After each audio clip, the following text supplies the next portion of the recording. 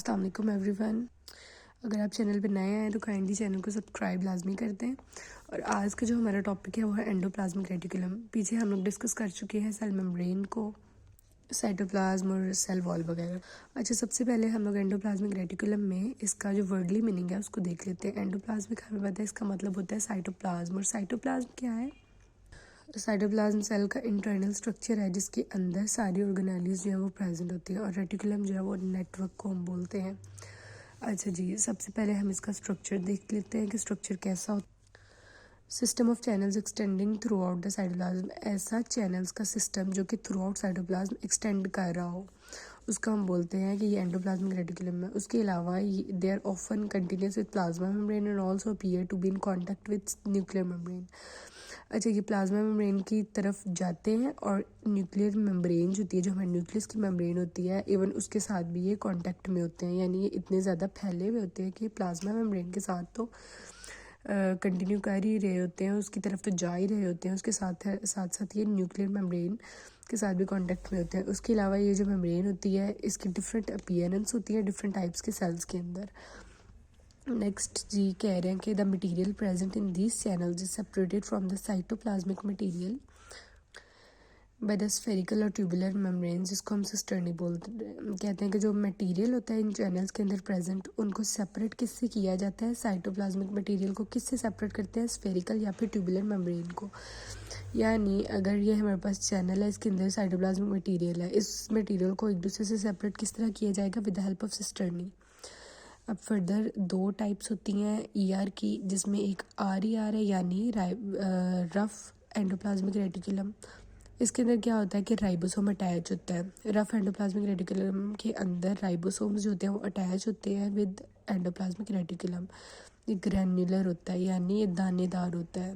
इसके साइड पे क्योंकि राइबोसोम्स अटैच होते हैं तो ये हमें दानेदार स्ट्रक्चर जो है वो शो करता है। इसके अलावा जो सेकंड हमारे पास टाइप है इसकी वो है एससीआर यानी स्मूथ एंडोप्लाज्मिक रेटिकुलम। इसके अंदर कोई राइबोसोम्स प्रेजेंट नहीं होते, राइबोसोम्स अटैच नहीं होते, इसलिए इनको ए ग्रैन्युलर बोलते हैं, यानी ये दानेदार स्ट्रक्चर प्रेजेंट नहीं करते। अब नेक्स्ट हमारे पास स्ट्रक्चर है ईआर का, जिसके अंदर ये देख लें ये जो है ये न्यूक्लियर पोर्स हैं और हमारे पास न्यूक्लियर इन्वेलप भी प्रेजेंट है। ये जो आउटर बर्ड्स वगैरह है इनको हम सिस्टर्नी बोलते हैं। ये जो ग्रेन्यूल्स हैं ये राइबोसोम्स हैं। उसके अलावा अच्छा, बहुत कोई अच्छी डायग्राम तो नहीं बनी हुई लेकिन होप सो समझ आ जाएगी किसी हद तक। ये जो इस टाइप के चैनल टाइप के स्ट्रक्चर्स हैं इनको सिस्टर्नल स्पेसिस बोलते हैं, अंदर जो जगह मौजूद है। उसके अलावा ये जो स्मूथ स्ट्रक्चर्स हैं ये एसईआर है यानी स्मूथ एंडोप्लाज्मिक रेटिकुलम। नेक्स्ट हमने देखनी है इसकी composition. It is similar to plasma and nuclear membrane, for example complex of lipids and proteins. इसकी जो स्ट्रक्चर है वो प्लाज्मा और न्यूक्लियर मेम्ब्रेन जैसा होता है। स्ट्रक्चर नहीं, इसकी कंपोजिशन प्लाज्मा मेम्ब्रेन और न्यूक्लियर मेम्ब्रेन जैसी होती है, यानी it is composed of lipids and proteins. उसके अलावा इसके हम लोग देख लेते हैं फंक्शंस को।